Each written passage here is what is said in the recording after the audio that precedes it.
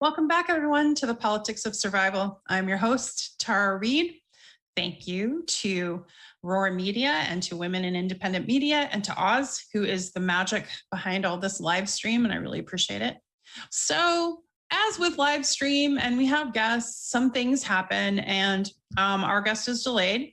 But we decided to go ahead and go forward and move through the show, and hopefully we can have Reuben on when he gets here, or we'll schedule another time. But I do have a special guest that'll be coming on soon.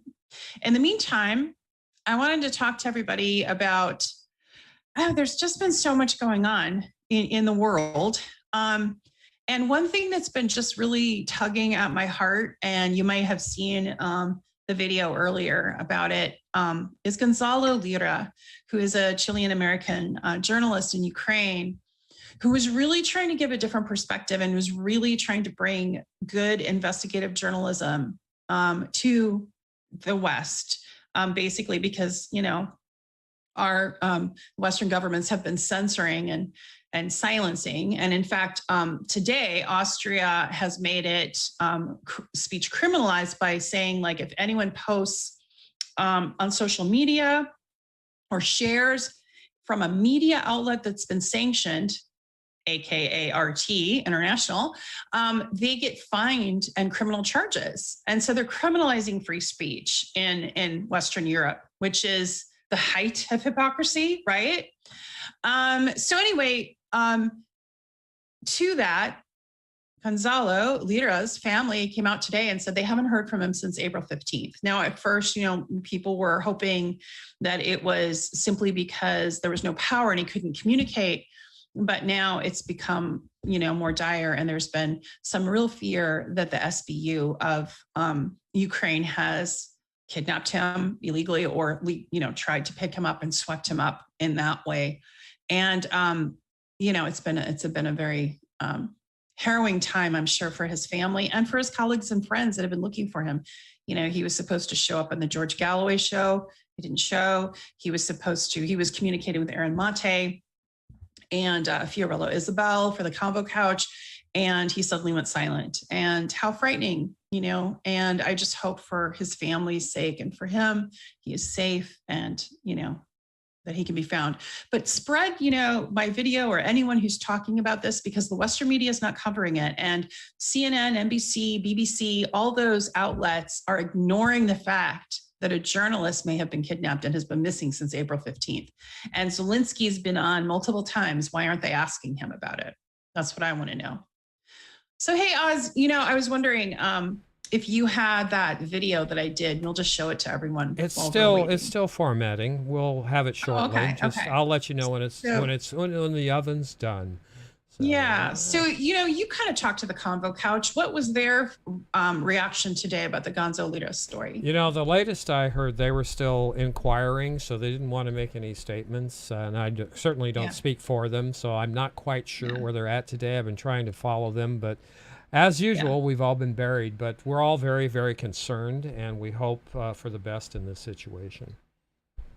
Yeah. I think, you know, his family coming out, you know, and saying that they're concerned and can't get a hold of him is worrisome. You know, but again, there's also a lot of power outages there. You know, maybe he's not in a place where he can easily communicate. I mean, the hope is that he is safe. So we'll just hold that hope out. But it would be good if there was some inquiries and, you know, from the West, Western governments, but they are being completely silent on the matter. And, you know, I mean, the other thing that's really stunning too that's been going on is just the censorship and deplatforming of so many outspoken war and anti-violence people. So, but anyway, I wanted to talk about all of that, and I'm going to bring on an activist who uses music to heal and to send a message. And he's someone I greatly admire, and I sent him a message a few minutes ago and said, hey, Jesse Jet, you want to be on the show? And his music is actually the theme music. So you heard him on the intro. So hello and welcome, Jesse Jet. Thank you for coming. Absolutely. Thank you. Seriously. Yeah. So you heard me talking about, Gonzalo Lira. So I was wondering what your thoughts were on the matter. Oh God, you know, I'm hoping for the best, and that's a hard thing to muster up is hope, especially knowing what we're up against. Yeah. As brilliantly outspoken as he was about what was going on, I know that puts such an immense target on him. But I can only hope that the safety or that the silence is something he's doing out of his own safety, rather than the result of something. But again, we also know what we're up against, and the level of censorship and deplatforming, be it digital or by a violent means, is very real.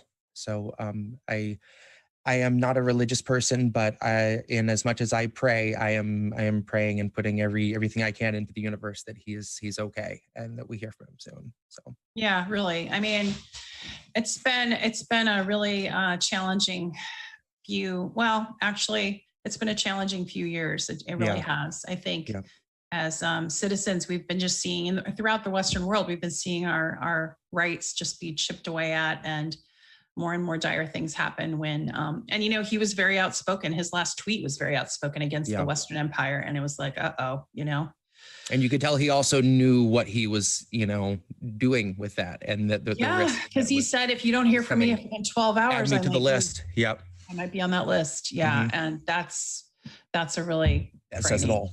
Yeah. Yeah. It really is that, and I actually have had to say that, because of what I've been going through, just coming forward about my history with Joe Biden.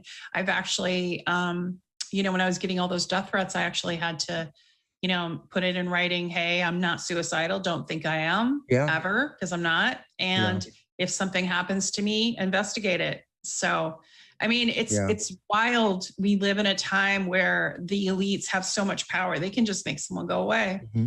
Right? Absolutely. Yeah. You did the theme music to my podcast, and the song is so beautiful, and people comment on it. So many, and what's interesting is they think it's from some, I don't know, composer somewhere. And I'm like, yes, it is. It's actually from Jesse Jett. And they're like, wow, because your music is very diverse. Like your theme that you did, I think for Savvy Sabs, right? Yeah.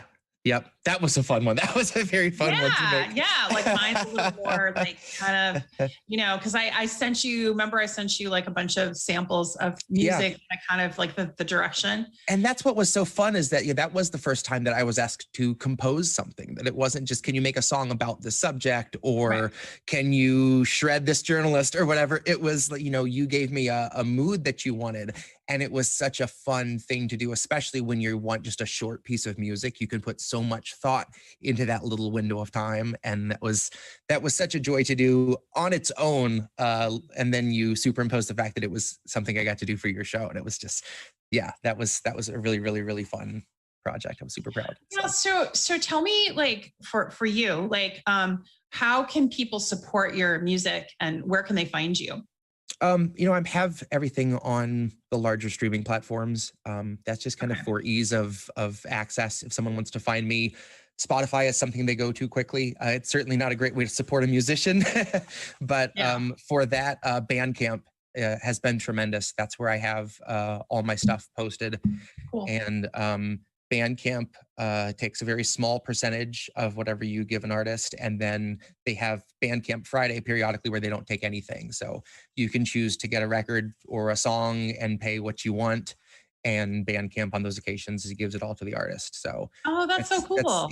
They've been amazing. And I record and produce everything on my phone, and Bandcamp, I am able to upload songs just as quickly. I can finalize something and put the songs up and get it all done on my phone, which has been a blessing. So far, all I've been able to do with my phone is drop it a bunch. And I just had to get a different phone because I broke the screen. So actually my cat broke it, but whatever. And then my horse broke my other one. Like in fact, I'll never forget. I walked into the store and I was like, yeah, my horse, he actually bit it and took it and then cracked it. And okay, that'll do it. He had a lot of anger about it, like, because I'm supposed to be paying attention to him, and we're doing the thing, and I was looking at the phone, and he got to know, like, that takes my attention. So he grabbed it out of my hand and cracked That's it. funny. Oh my God. Like, what do you have? I'm just letting him swallow it. That would have been Right? a really Oh, weird yeah. explanation to the vet. Yeah, right. Um, This was out of spite, I promise. Yeah, I know. So like the phone store people were like, we have never heard this, like a horse breaking it. And I'm like, yeah. Oh well, my God. Now you have. So welcome to my world. I just Oh, need that's like, funny. I need everything in technology wise in bubble wrap because Mhm. I'm like, I break everything I'm near. I don't know why. Yep. So, I just have pets. You know. Yeah, I have 2 cats, so there's just a constant level of chaos to be expected. Oh, and yeah, my cat that knocked it over, he was trying to get to a cup of water that he was knocking over. And so he knocked it over. So it was like a Whole double chain whammy. reaction, Like, right? I'm going to knock over that and that. And it's like, Yep. oh, okay, cool. You got my attention. Mm-hmm. Well, especially, my son's toys are usually about, and that's putting it mildly. And sometimes one of the cats scares the other cat, and it sets off this like Rube Goldberg machine of just one thing after another through the living room in a chain reaction. That's fantastic. So Oz, I was wondering if that video is ready. Okay, there you have it. Well, that's interesting. So it happens to all of us. It's from the YouTube link. I don't know why that wouldn't just pop right up, but yeah, it's the YouTube link. Yeah, it's right, and it's the one I shared on Twitter. Okay.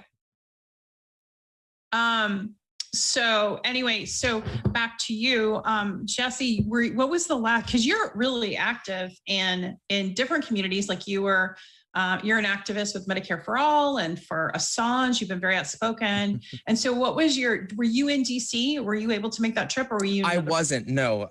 We had a few different family and home things kind of pop up that it just wasn't, unfortunately, a good time for me to go. Right. But that's all the more reason that I have to make the next event. Yeah. But yeah, my actual first time getting to be out and perform at a protest or an event was last summer for Medicare for All. And I've performed my whole life. I've been a musician out in bars and clubs and whoever would book me since about 14. But that was the first occasion I was getting to do something that was political, that was a piece that I was so passionate about, and getting to do it for a crowd that knew what they were in for, and that's what they wanted to hear.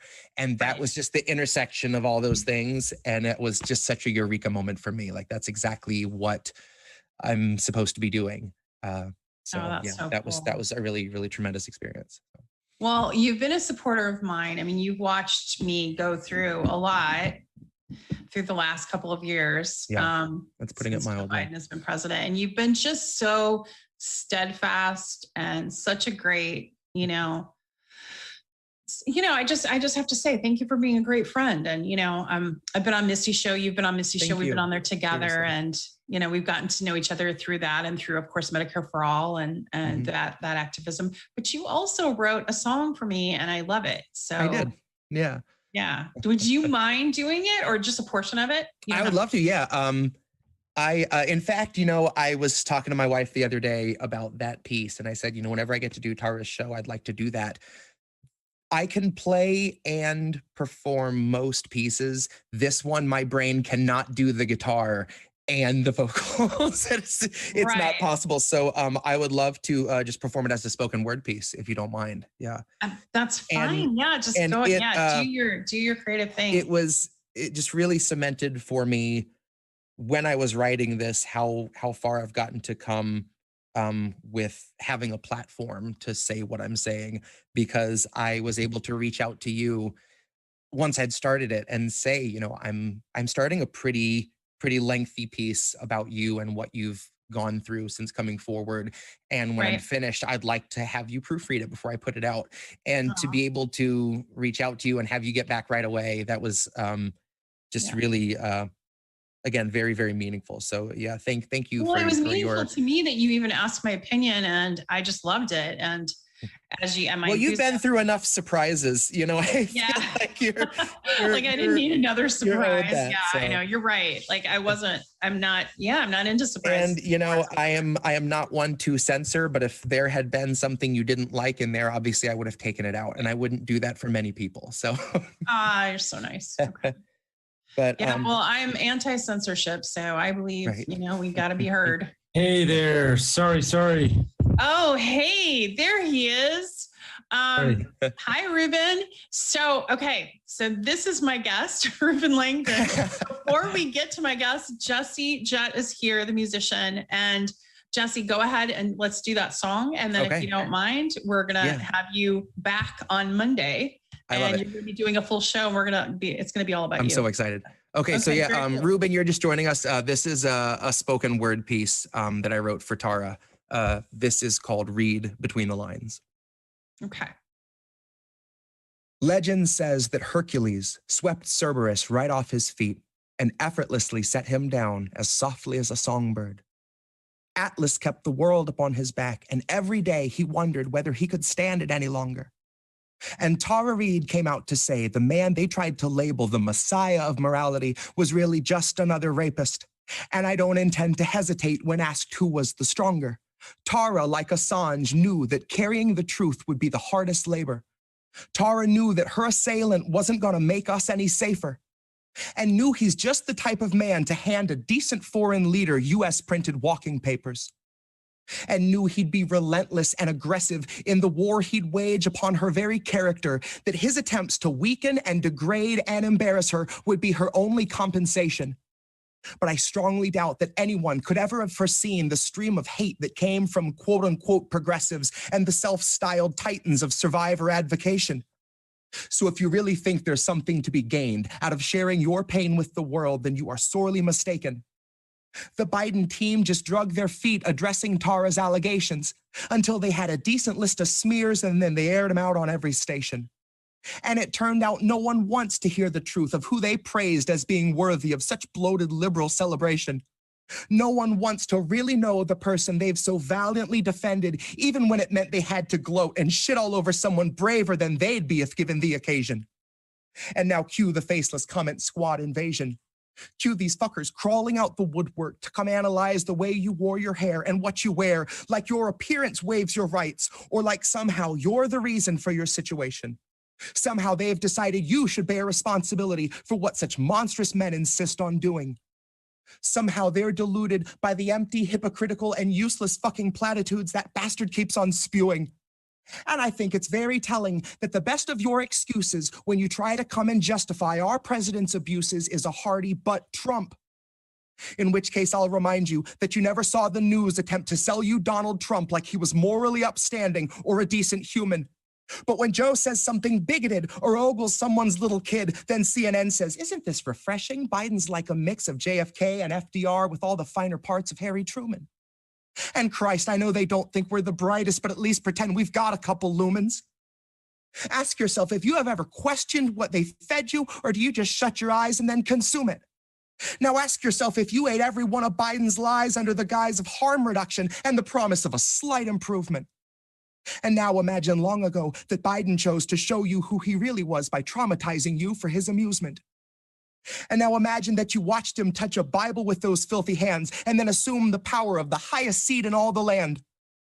Of knowing your attacker wields a global coalition born of three-letter agencies who will make a life's mission out of trying to discredit you through lies, damn lies, and collusion. And big tech is never gonna separate from our surveillance state. Fuck's sakes, they're just a breath away from total fusion. So there will come a time where even if you see the light, your voice will never reach the sky through all the bots and all the noise pollution. And so trust us when we tell you that the masking of abuses is perhaps this country's oldest institution. And I know nothing nobler than facing it in honor of the truth when you know that the people holding power have been neutralizing truth since there was wet ink on the Constitution. So know that Tara's truth is something crucial to the movement. And if you see yourself a partner to the revolution, help this country see through all the baseless propaganda, through the crux of Joe's illusions, and recognize that Tara Reid gave everything she had so she could tell us what the truth is. Recognize the decent thing to do when someone bears their soul and shares their bruises is not to ask for context or to offer up your own solution. Your job is just to listen with an honest mind and put yourself on Tara's side a moment so you understand the path she chooses. There is no instant fame that's worth the dragging of your name, and if that's what you think, then you've a lot to learn about the kind of facts the mob can handle and the kind that it refuses. You've a lot to learn about the news and all its many uses. I guess you've yet to learn the truth the news will serve is fruit from which they've squeezed out all the juices. And we all eat the husk and just pretend it's full of nutrients and isn't really useless. But the jaws of our ability to yield accountability are absolutely toothless. So don't you kid yourself like any lips are being loosened. They won't ever tell us where the bodies are or show us where the proof is. It's on you to recognize the lechery our president so regularly oozes. It's on you to muster up some honesty and ask yourself how Biden won your trust, but it's America that loses. Open up your eyes and learn to recognize the bruises. Open up your eyes and learn to recognize the bruises. Oh, And that Jesse, is read between the thank you. lines. Jesse, I Wow. love your music. Thank you. Thank you. That was All really right. sweet.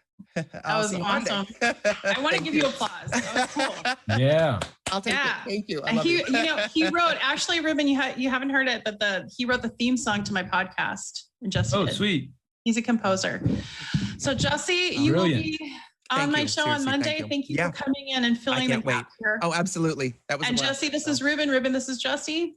Reuben. I'll be watching. So nice to meet you. Okay. All All right. right. Have a good night. Thank you so Good night. much. Bye. Thank you. Bye. So without further Sorry about ado, that. Hi, Reuben.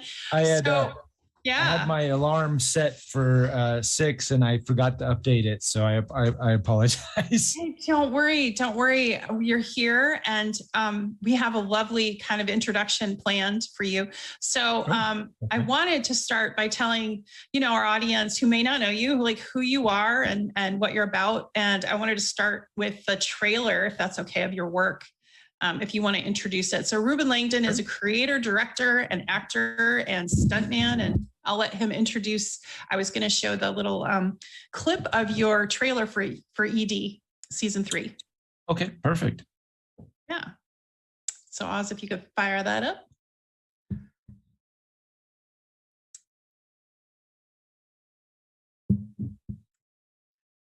And here we go.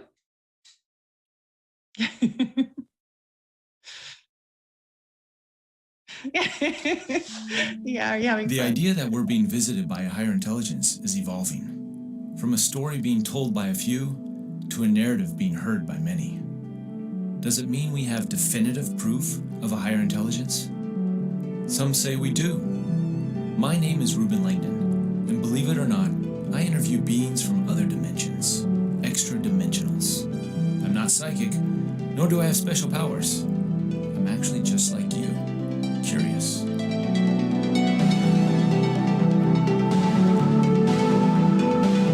If communication with extra dimensionals is possible, then what wisdom can be shared? Will we meet in this reality? What would it look like? And what can we do to make that happen? Join me on a journey into other dimensions where I ask the big questions. What is the story of the human race? What is the nature of the path we are on? And where will it lead?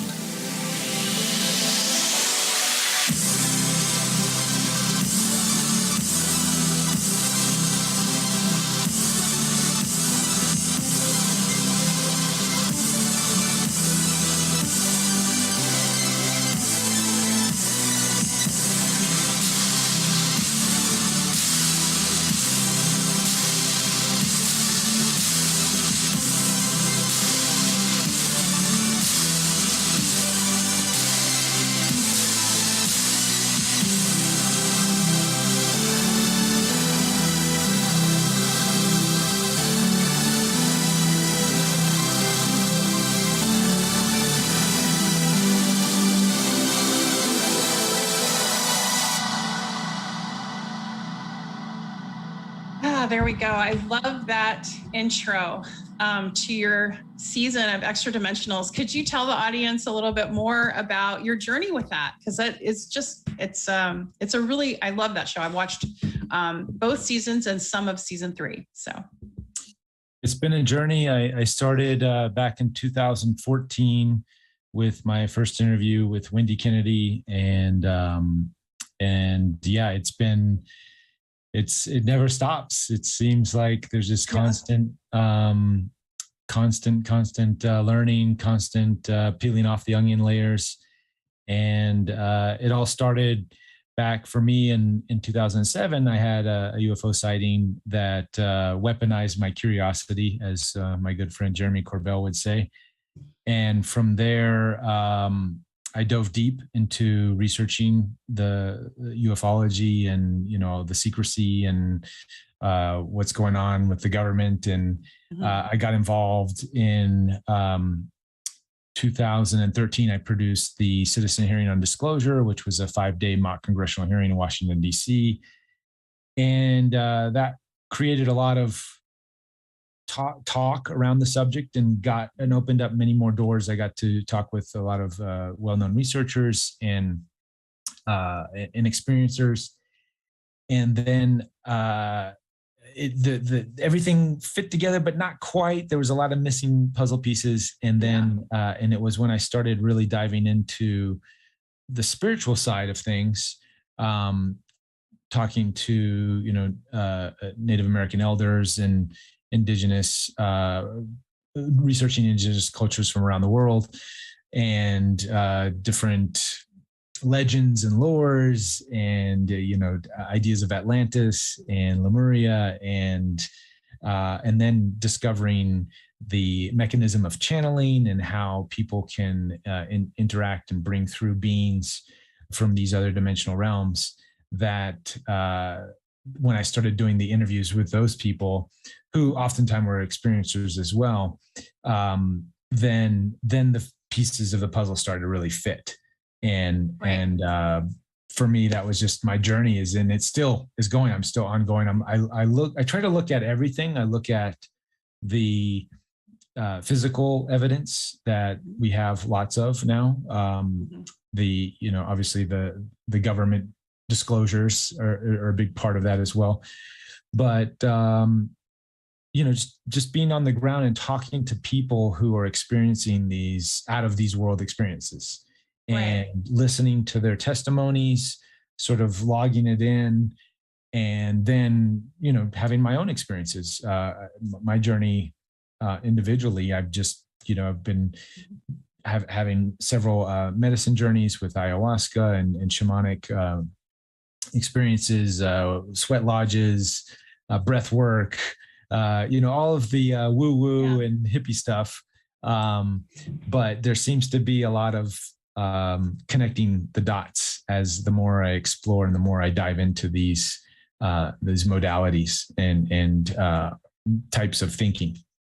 Well, I think it's really valuable because the modalities you mentioned are also very healing. And I know I've been on a healing journey myself, and many people are. So it's not just, hippie or woo. It's really gotten to be part of actually mainstream healing methodology. Like microdosing is now part of, that to help expand awareness and consciousness. And it's kind of, I think our world, as dire as everything seems in some ways, I feel like we're also on the verge of some really amazing things and changes that are happening to our culture and to our world. Don't you think?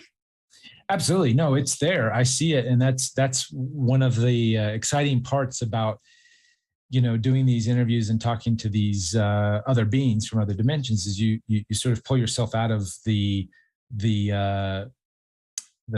heaviness, the thickness that we're going through society and everything else right now. And you can actually see this wider perspective and see the things in our society that are going to be the breadcrumbs that are left that get us to these higher states of being, as a civilization. This idea of limited resources and suffering and all of that stuff is that construct of how things have to be is slowly falling apart. As that falls apart, we can spend more time focusing on the things that can be or could be if we apply certain modalities or mindsets or ideas. And that's the good news about this deconstruction of our current matrix is it allows room now for us to view and look into other modalities that have been around since the beginning of time, Right. but we just haven't taken the time to explore them and look at them, and we've labeled them as, you know, woo-woo or pseudoscience or whatever. But as we empty our cups, we can now create room to fill it up with some of these things that maybe people just hadn't looked at before in the past because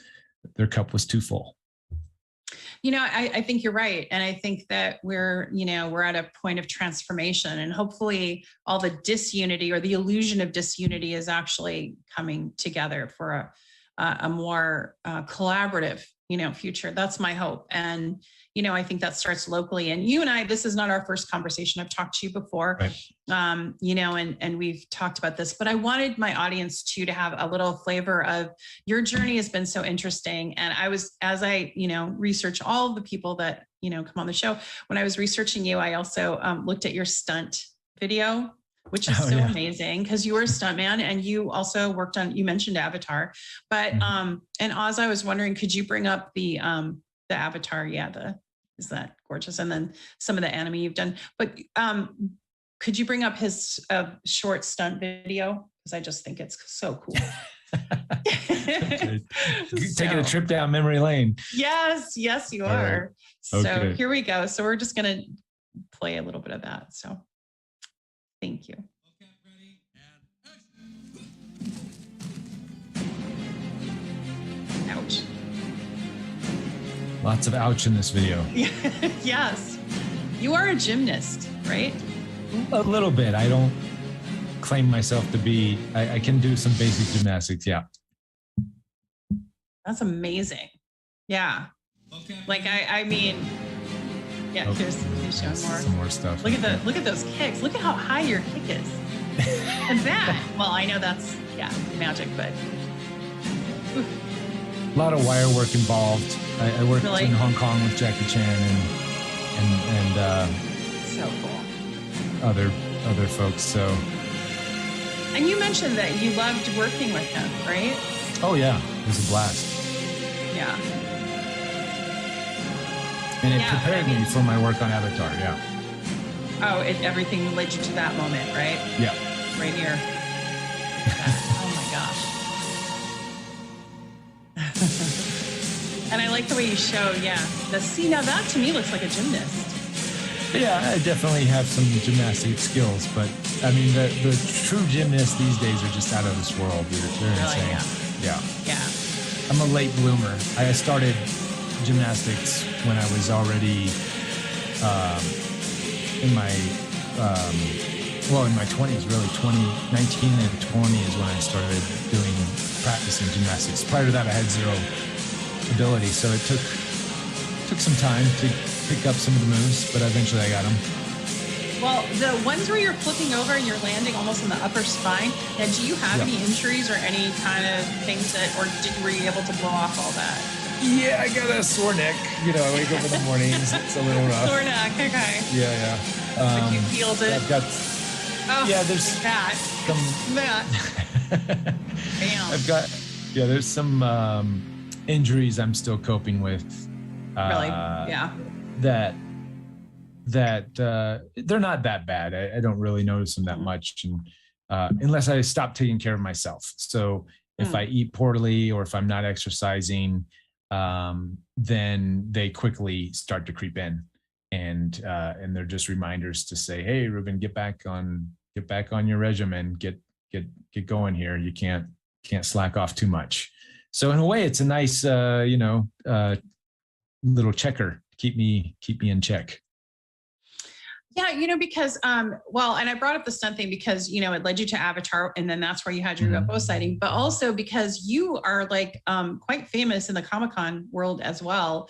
So in that anime, because the stunt work translates, and I think a lot of people don't, and that are not part of the industry don't realize that the video games they see are actually sometimes modeled after people's actual movements. Right.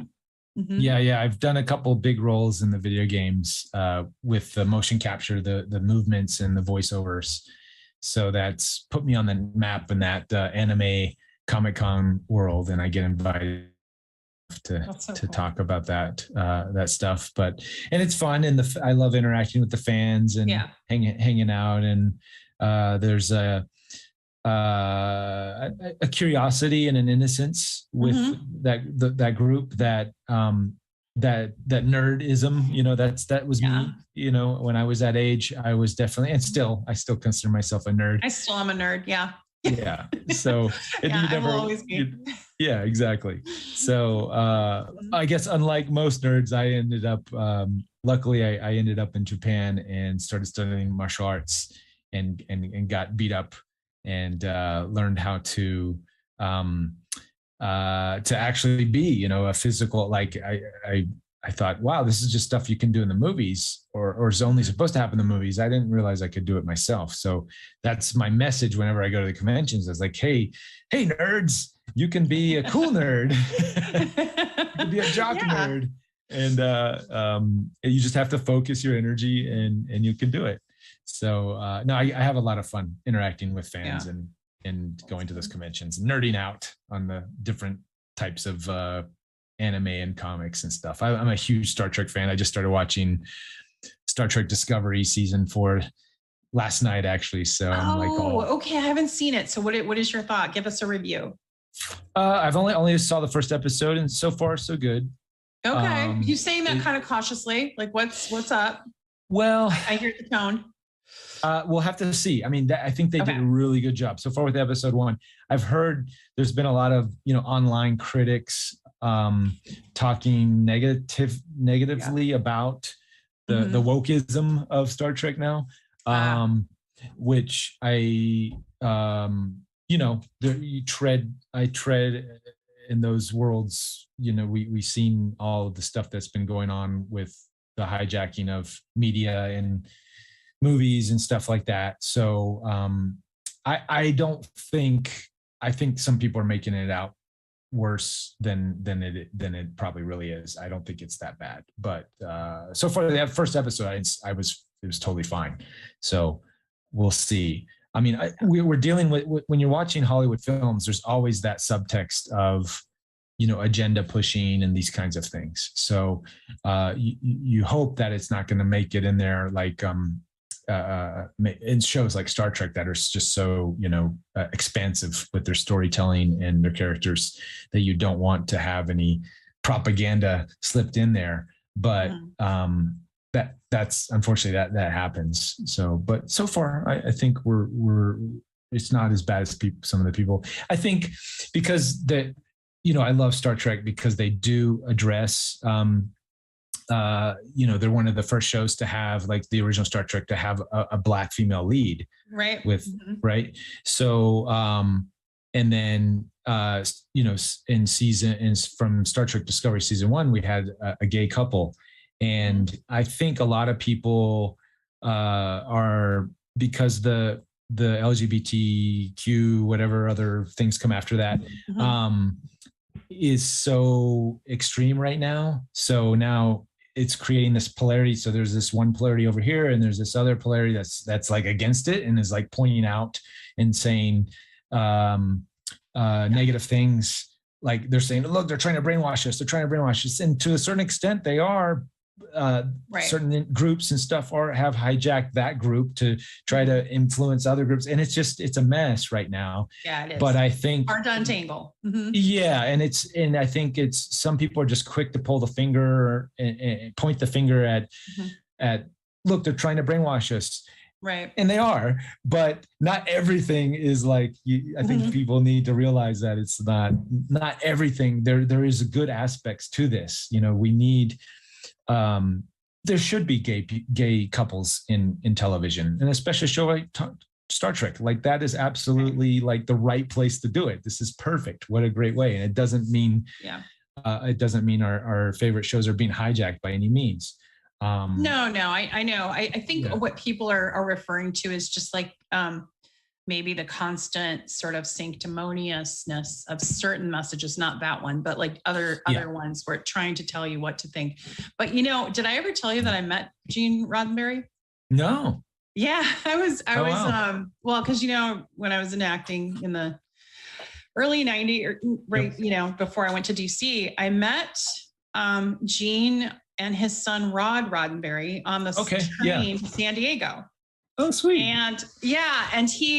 And his son was like just talking to me. He was like 11 or 12. He was at the time, right? He was young, right? And I was like 18, 19. I don't know. I was like right around there. I was really young.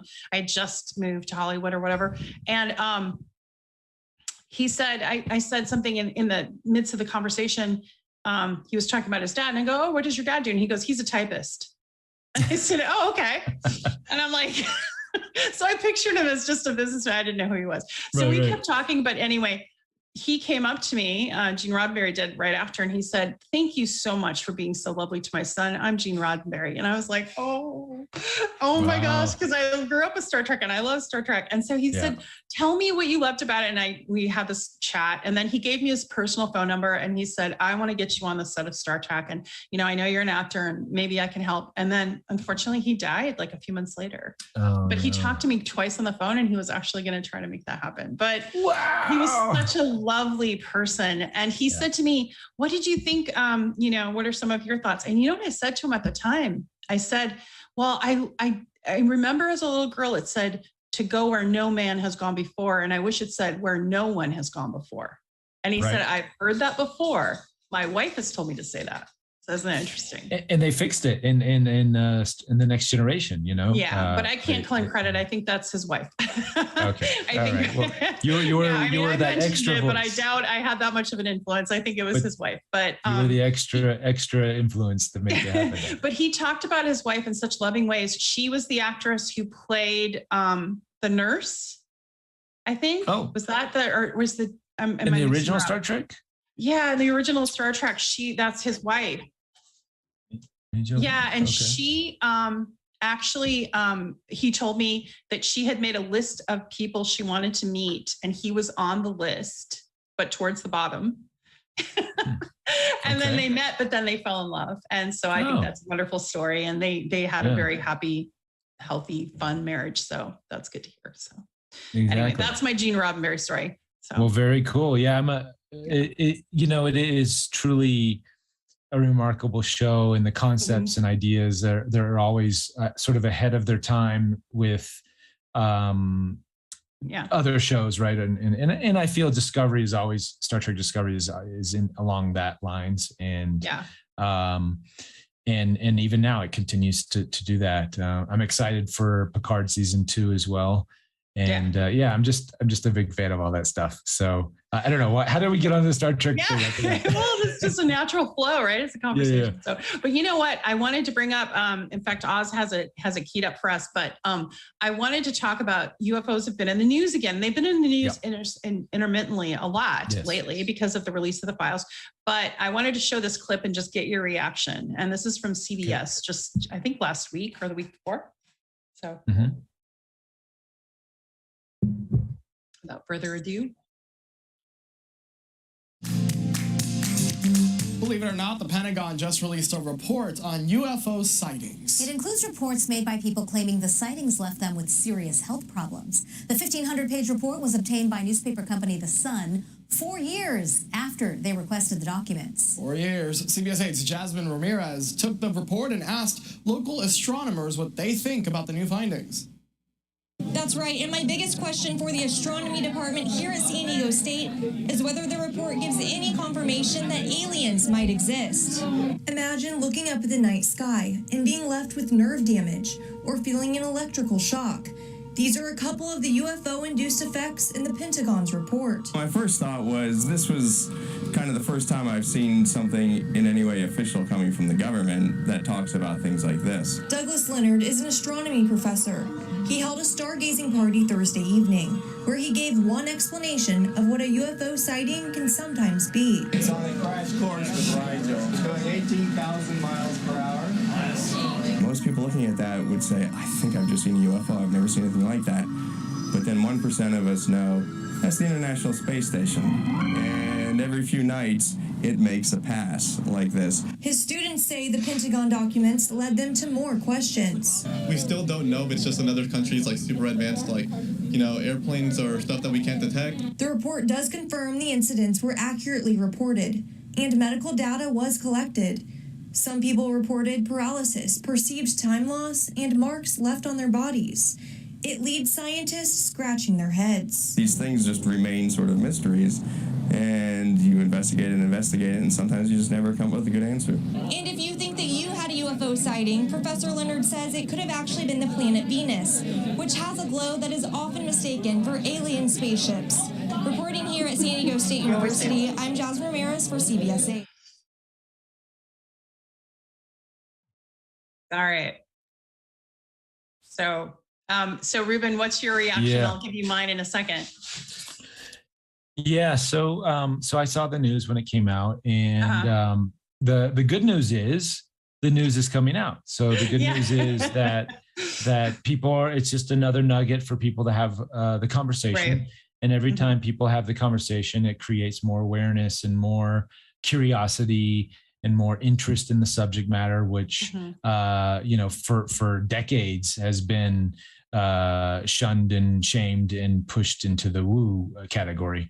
So now people, it seems, most of those people there, the younger crowds and stuff, they seemed generally interested as opposed to pushing it away or throwing it into the tinfoil hat basket, which, just 5-6 years ago would have, anything like that would have been probably immediately been followed by X-Files music and somebody wearing a tinfoil hat so, these reports, the news reports, I should say, it's ongoing. We're constantly getting new stuff. However, they would tend to just skim the surface as they did. And when faced with the actual real, if there was any real reporting going on, as opposed to just the sort of, how is this? And then, talking to an astronomer and, Venus and the, satellites, it was more of a debunking show. Like, don't look over here. There's tangible evidence. Yeah. There's definitely a slant. And and you notice how the media only picks out from those reports about radiation, burns, and even negative things. And even unknown pregnancies was, I think, also came out of that report, that some people reported having pregnancies after a few months. Which is the bigger question is, there are people interacting with UFOs and things not from this world, and there's, whether it's radiation or any of those other things, just the fact that the Pentagon is admitting that there's an interaction between craft or beings, like there's not even that talk, like, wait, there's actual people interacting with craft and beings from other worlds. Yeah, right. What? Mind blown. It's just, let's forget all that and let's just go straight to the negative, like, radiation, sickness, abnormal pregnancies, and it's such a bad thing. It is a Pentagon report, so it is Pentagon reports, but still, the fact that the local news is just not being like, wait a minute, stop the press right now. This is like some of the biggest news to come out of the Pentagon ever. And it's just being blown away as, maybe it's Venus. But Tucker Carlson did a segment on it as well. And his was kind of, similarly kind of structured. But like for me, well, I was joking with Oz that that I was believing it until it became a Pentagon report. And then once it's a Pentagon report, you're like, okay, well, what are they up to? Right. I'm just kidding. Right. That's me, my The hat. the report's probably genuine, and it is. And the Based on- based on skewed optics or skewed views of what reality is. Mhm. So you're dealing with the Pentagon, which is a defense organization that is always looking for a threat in everything possible. Right. So if their worldview is that everything in the world is a threat, they're going to focus on the threatening aspects of whatever anything is. And there is cause of concern when interacting with craft from other dimensions, because yes, there is a radiation effect. In the citizen hearing, we talked with Jim Burrows and Sergeant Peniston, and one of the problems both of those airmen have been dealing with since the 1980 Rendlesham Forest event is heart murmurs and different sort of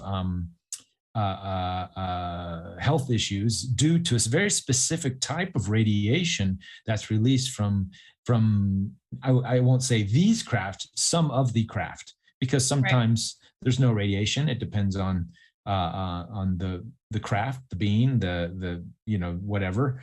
But there is a recognizable radiation that is released, and in fact, because of the hearings, Sergeant Burrows was able to have the specialized treatment he needed, because there was somebody in the audience that worked on black budget programs that knew about this type of radiation, that was able to connect the dots and get him the treatment he needed to sort of put an end to the heart murmurs.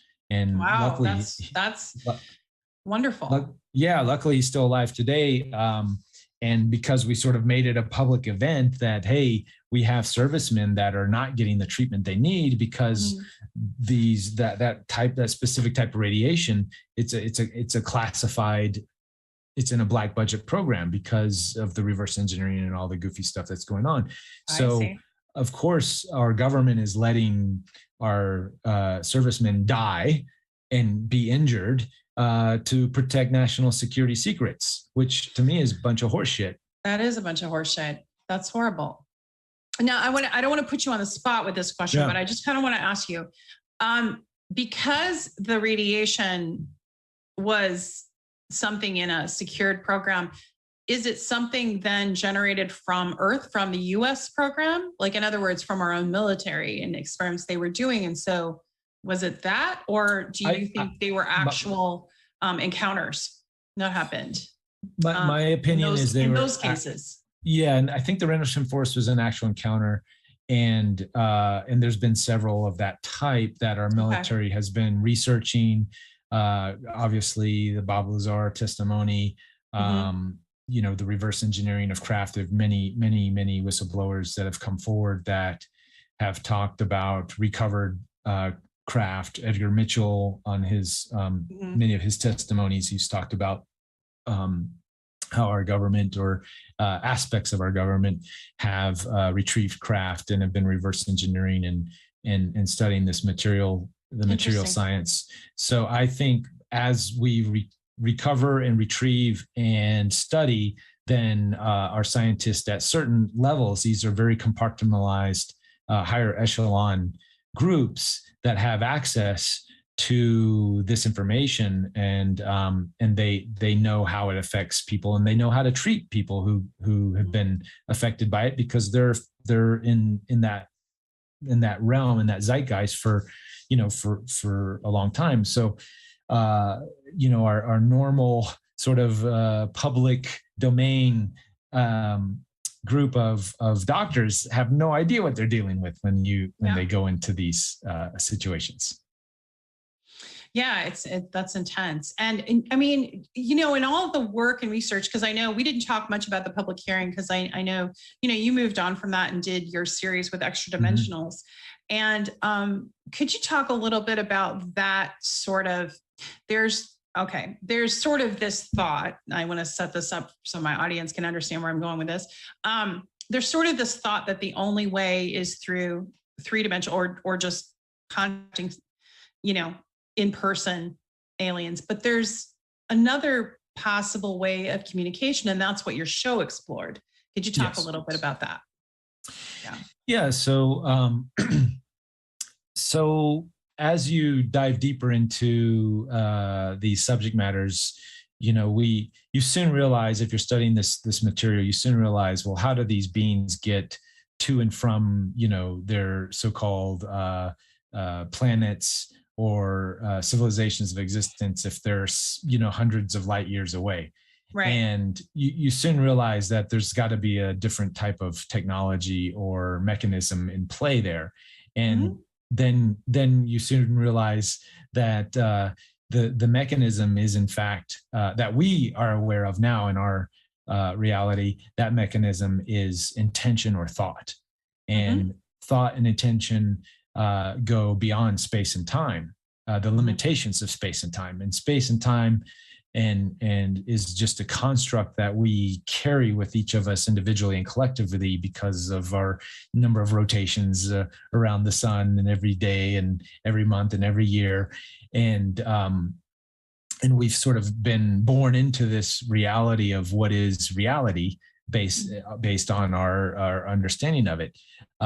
So as you dive deep into the intention experiments over the years, from the SRI military remote viewing projects to that have been declassified, and we can review that data and those studies through EEG machines and different studying of different data, brainwave data,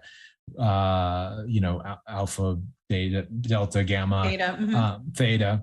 And then we can see that at different levels of consciousness or different states of awareness, people experience different things, different realities. And that's I believe getting us closer to those types of studies, or getting us closer to understanding how beings from other realities can kind of come and go. And that was one of the reasons why I called the show Interview with Ed Extra Dimensionals and not Extraterrestrials. In fact, when I interviewed Wendy and the Palladians, they sort of suggested that name because they said, moving forward, you guys are going to understand that we're not really ETs, that we're more closer to the idea of an extra dimensional. Oh, look at that. Yeah, that's really cool. Because we only have the concept of the three-dimensional reality, right? So you're talking about fourth and fifth. Fourth and we're kind of in fourth dimension, and beyond, and other. As we understand time, we're in a very linear, narrow linear construct of that idea. So as we expand, and we're developing things like time crystals and nonlinear, matter, non-equilibrium matter, I think is what the definition of time crystals.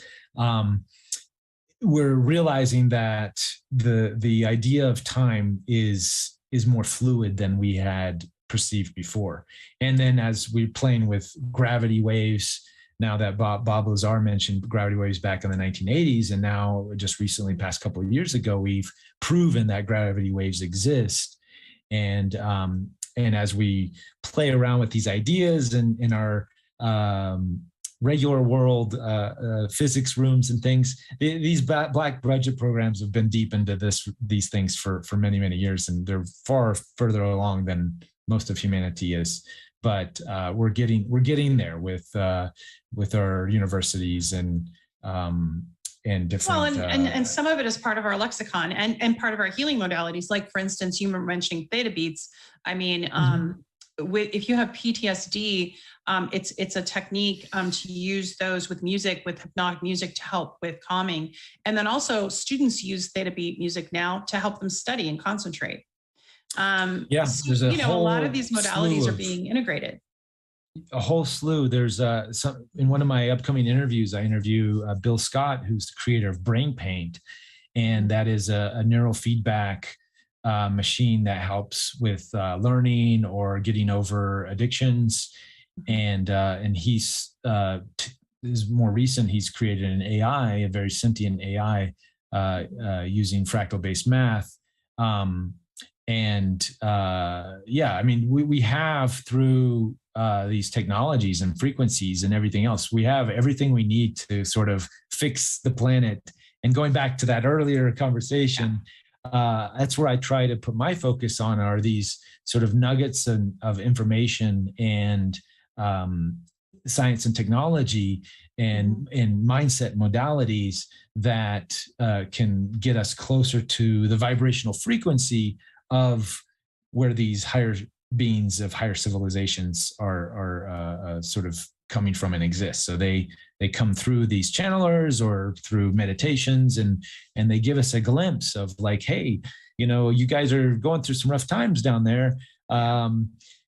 If you try tweaking it this way, this thing this way, or doing this way, then you might be, try that and see if it works. And sure enough, since I started the show in 2014, I've really been applying a lot of these modalities and ideas to my personal life. And I have to say, they've been working. I mean, it could be just stroke of luck, but I don't really believe in luck as much now that I understand how it all works with synchronicities and energy and vibration and frequencies.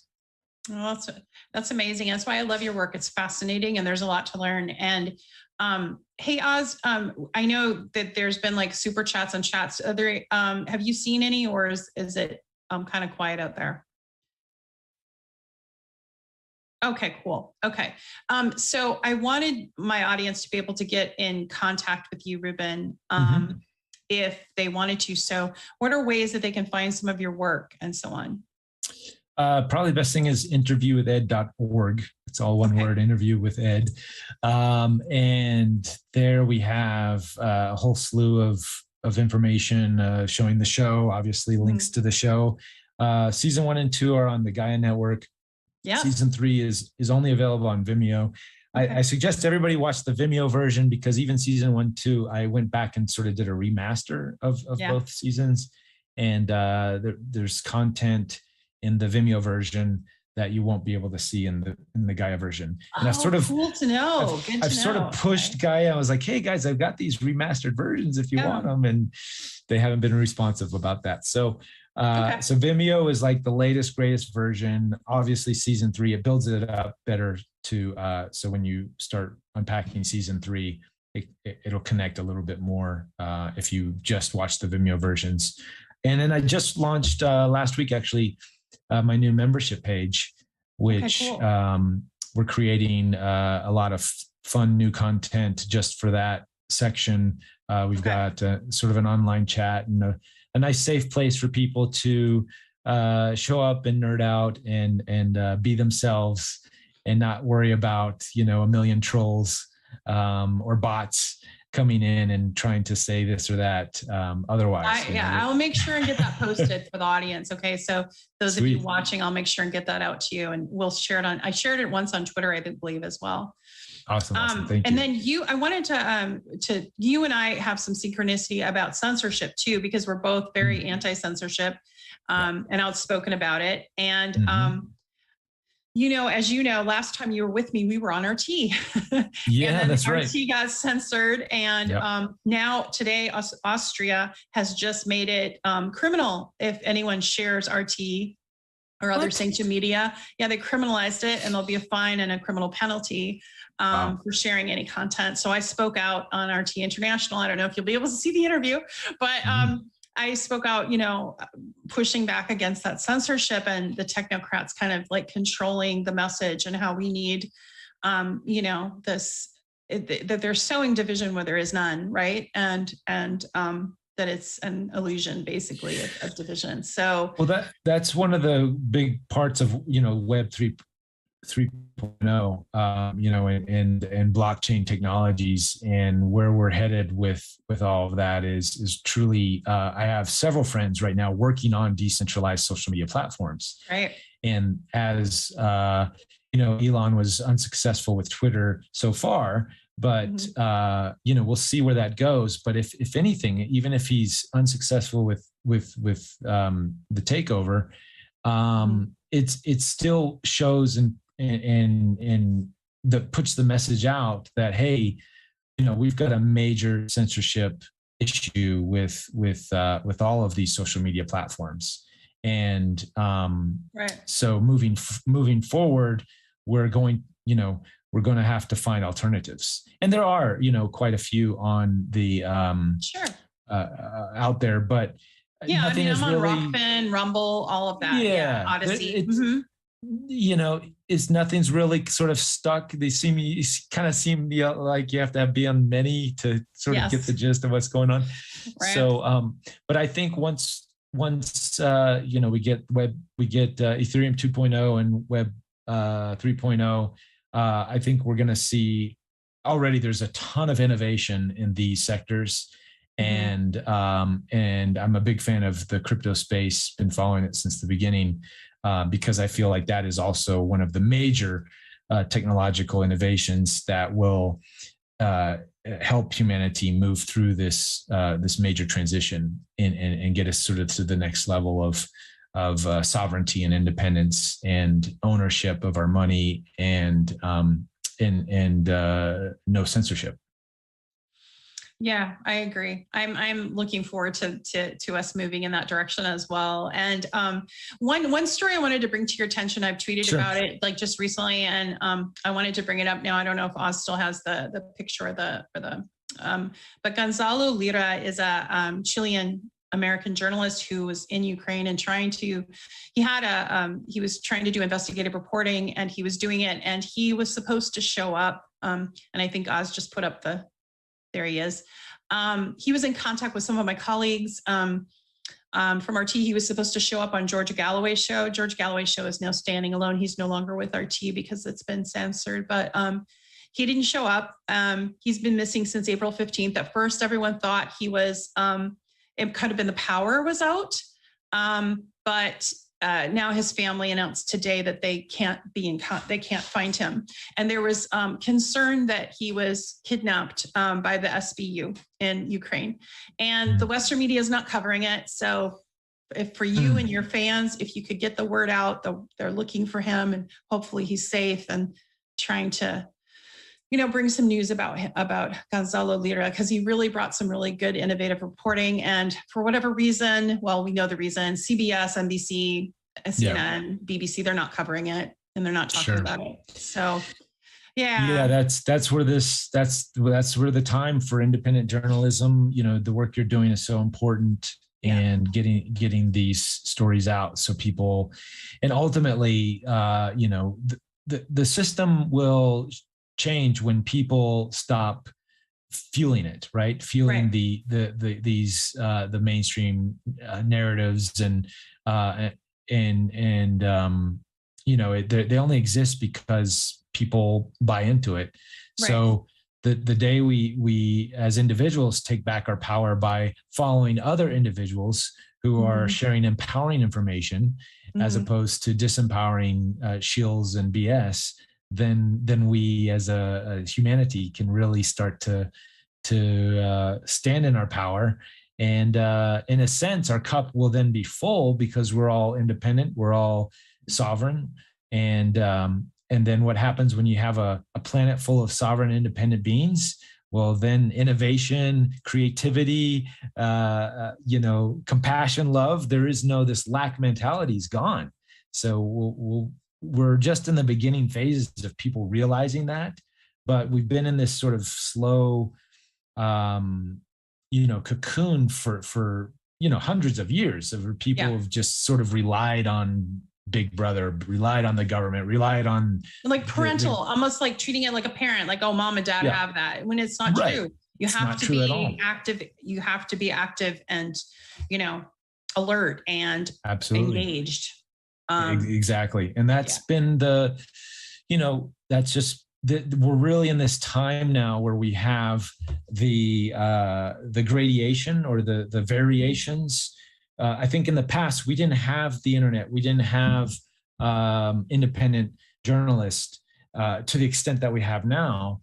and we didn't have we didn't have this thing to compare it to. So we were kind of just, in the being dumbed down and numbed down, and there's nothing really we could do about it. And we're in this new age now where it's the usual suspects doing the usual game, right? Every time. Every time. But now we have humanity's like, whoa, wait a minute, something's really off here. And I hope our spiritual and emotional intelligence can catch up with our technological advances. And that's the main thing, because right now what I'm seeing around me in America is a lot of lack of in emotional intelligence. And I'm hoping that we get there. But your work, I find inspirational, and I just feel so lucky to have met you and connected with you, because I admire your message, but also I learn every time I talk to you. I learn something new, and I just appreciate that. And I think everyone that engages with you has that same positivity. It's sort of, it's galvanizing, if you will, and hopeful. Yeah. And we need that right now. And one of the things you were doing that fascinated me, if you could just talk for a second, and I think Oz has a picture of it, is you were doing something about the crystal skull. And could you tell our audience just briefly about that project and where it is and where it's not, or what's going on? Yeah, it's ongoing. So there's the picture. Okay. Yeah, it's my buddy Steve is that was in our that was taken almost exactly 1 year ago. So we've been working hard on this project simultaneously as I'm working on episodes for my show and the membership and all this other stuff. But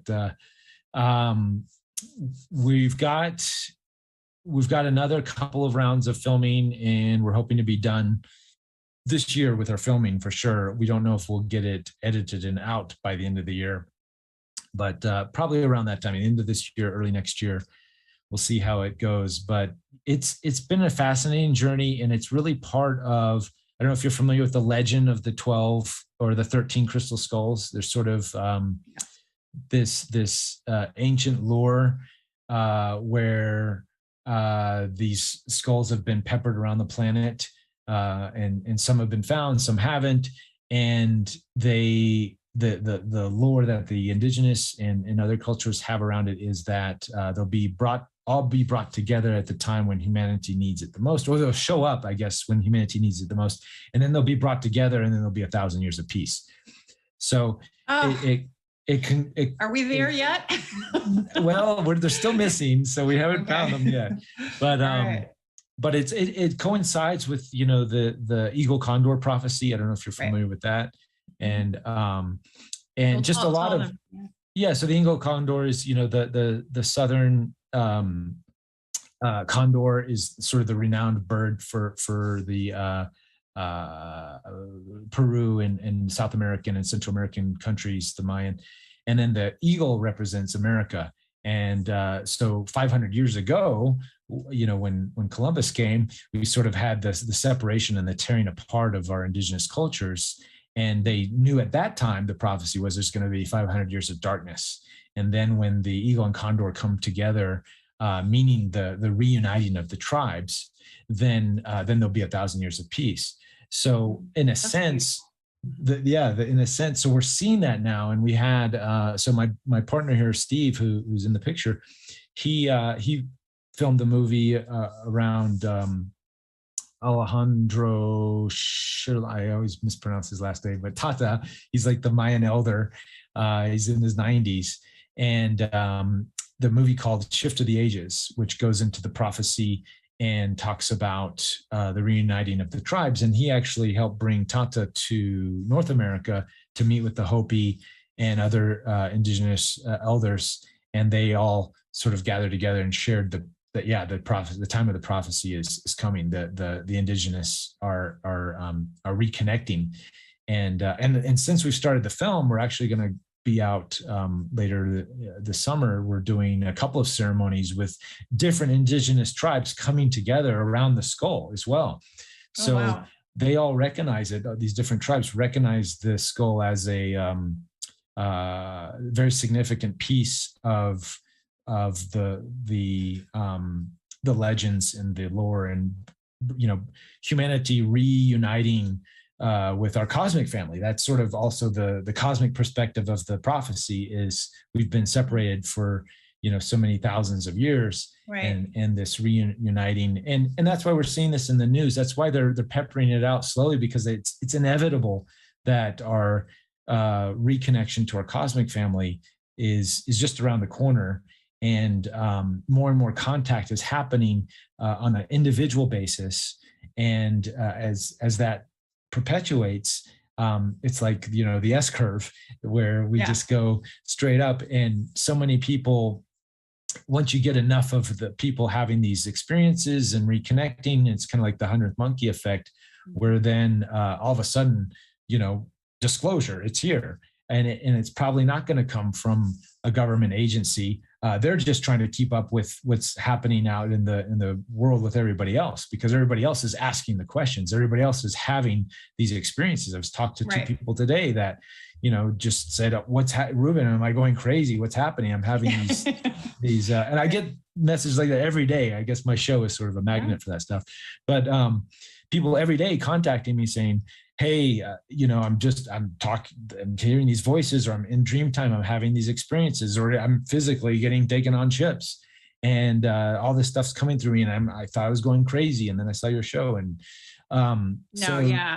it's amazing. Yeah. And it is inspiring. And you don't know this because I hadn't told you off before. We didn't have a chance to talk before, but a couple of weeks ago, I was in the ICU for 3 days. I had a heart thing. My heart went out of rhythm for 12 hours and was going too fast, and it wouldn't stop and it wouldn't respond. And I crashed on the table. And as I was crashing, the nurse had tears in her eyes, and she said, I'm so sorry, you're not responding to the medication. And is there someone we can call? Because they were trying to figure out, if they were going to move me to this other hospital, because they didn't have all the equipment. All this stuff was happening kind of simultaneously. And I remember I just felt this relaxed feeling. And I, of course, directed her to my phone, my daughter, whatever. But also I just sort of had this feeling of peace that came over me, that everything was going to be okay. And my heart did eventually, obviously I'm here. I'm still standing. So it went back into rhythm about 1 or 2 in the morning. I finally responded to medication that they gave me. It was an electromagnetic kind of thing.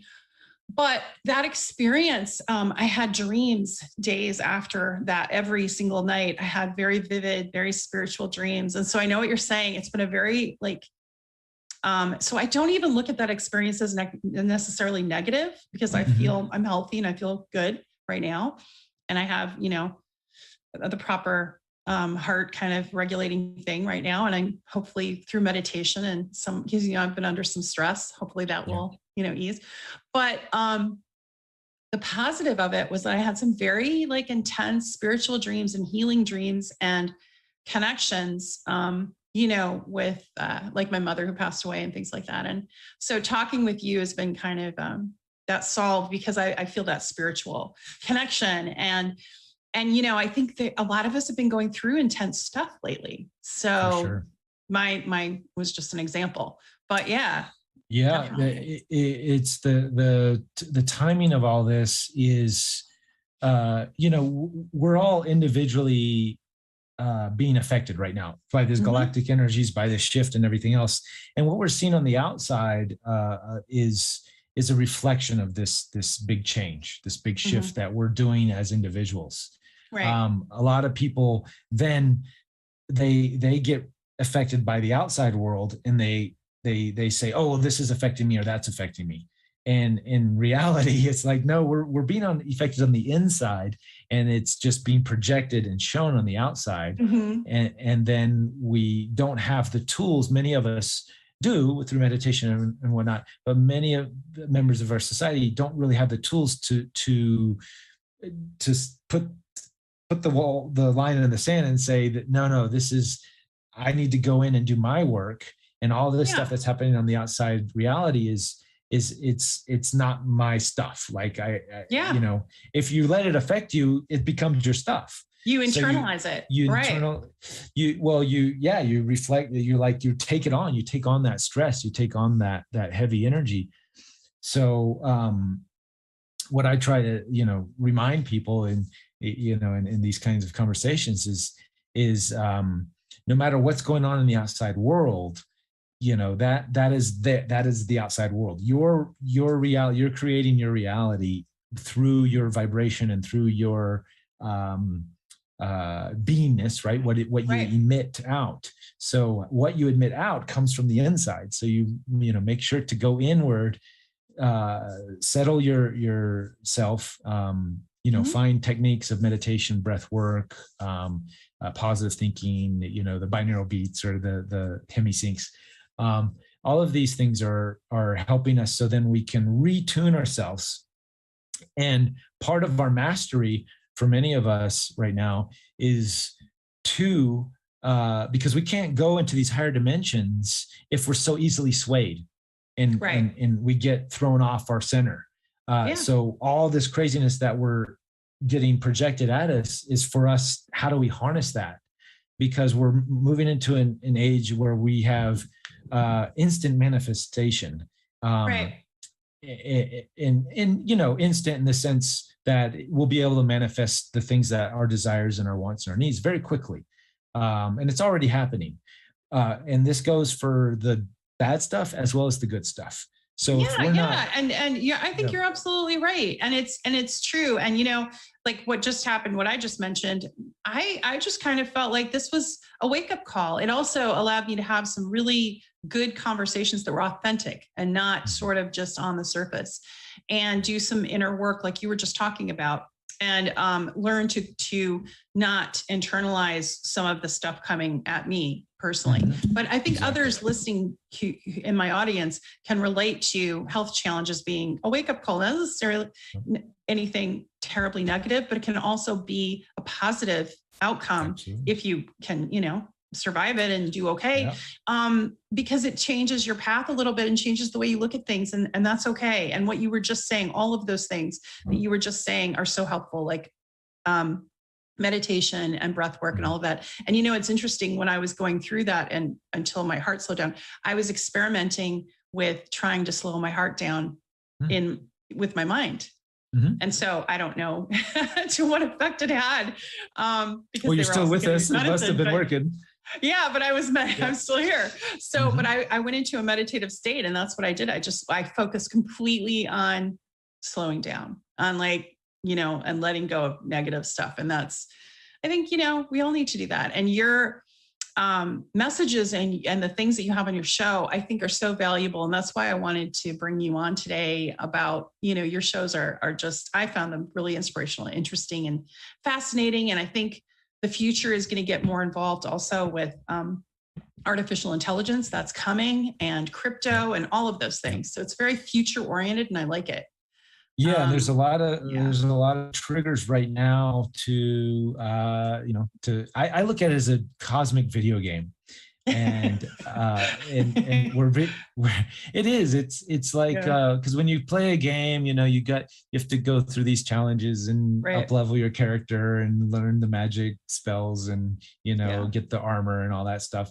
And in a sense, we're these things that are being thrown at us in our daily lives through our experiences, whether on a local level and then our collective level. It's really about, just that, as we were saying, the shift of perspective and figuring out, okay, if I come at it from this angle, then maybe it's not so intense, or maybe this perspective, then it turns into a nothing burger, right? Like all of these extreme situations that many people are freaking out over, and the things that do affect us, then I think all of it is affecting us for a purpose, and saying, hey, this is not working. What changes in my life, and sometimes it's as easy as just a small little perspective shift. Most of the time, actually, it's that. But sometimes we have to make big shifts in our lives. We have to uproot and move locations. We have to cut off our ties to friends that are, not not being very friendly. So, Right on. Toxic stuff. Yeah. Yeah. So these are all lessons. In order to go fight the big boss, you got to level up, right? You have to get all your stuff. So Gotta level up. I think, or like, because I work with horses. We say cowgirl or cowboy up. You gotta cowboy up. That's it. Cowgirl up. Yeah. Because honestly, I don't want to be. I'm always speaking the message of hope and positivity. But in all honesty, we're only at the beginning of this. Yes. And we've got a very bumpy 5 years ahead of us. Yes, we do. So yeah. Break out those organic gardens, watch your show. Yes. We forgot to get into that, but I know Oz has to go. He has another commitment, and I have to let you go. And I just love talking. I could talk to you for hours, and we could have like a 2-3 hour show because there's so much to go over. So next time I have you on, let's talk about organic gardening, because you have a lot of information about that, and different gardening documentaries that we, in fact, you sent one for me to watch. But I just want to thank you so much for being on and for coming, to the show. And so where can people find you, your membership again? And I'll interviewwithed.org is probably the best, like, centralized place that has all my links and everything. Cool. So it's easy, interviewwithed.org. Just go there, and I'm on social media, and thank you, Tara, for your work and your voice and speaking up in these difficult times when our outside reality is not making it easy to speak up. So thank you. Oh, thank you. And I want to say a big shout out, thank you to Jesse Jett, who came on the show and a moment's notice and gave us a preview of Monday's show, because he'll be on with us Monday, providing music, entertainment, and all of that. And also you'll hear his theme song that he wrote for me as the show. And I also wanted to thank Oz for his gracious help and all him, teaching me some tech too, because I'm learning as I go. So thank you, Oz, and Indie and Independent News Network, which is a consortium of a bunch of independent content creators. And we've come together. We all have different views, different shows, but we come together and we try to help each other collaboratively. So all that said, thanks everyone for watching and joining, and find more about Reuben Langdon. Watch his show, Interviews with Extra Dimensionals, because it is amazing. And look out for his show about the crystal skull. Join his membership page. You will be glad you did. So thanks everyone, and we'll see you next time. Take care. Thank you. Bye-bye.